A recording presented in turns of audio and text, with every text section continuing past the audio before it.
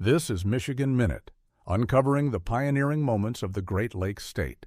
In the early 1900s, Michigan, the local general store, was often the heartbeat of a small town.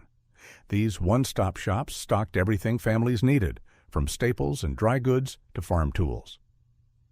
A typical store was a two-story wood frame building with a covered porch and large display windows. Inside, long counters and shelves were packed with barrels of flour, sugar, coffee, and dry beans, along with bolts of cloth, shoes, hardware, and jars of penny candy. Shoppers arrived on foot, by horse-drawn wagon, or even in an early automobile. Storekeepers knew their customers and often extended credit, allowing farmers to pay after harvest. Neighbors gathered around the pot-bellied stove to swap news and rest.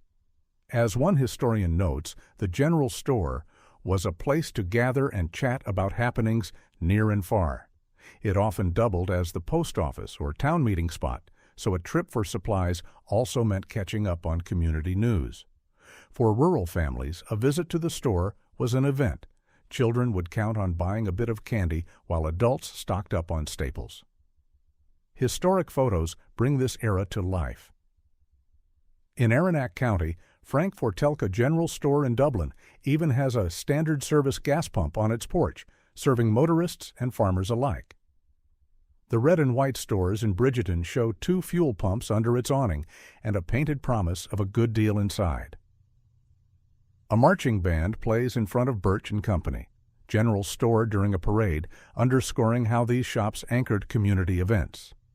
Across the state, vintage postcards also show J.W. Aldrich General Merchandise in a growing town, the N.A. Gage.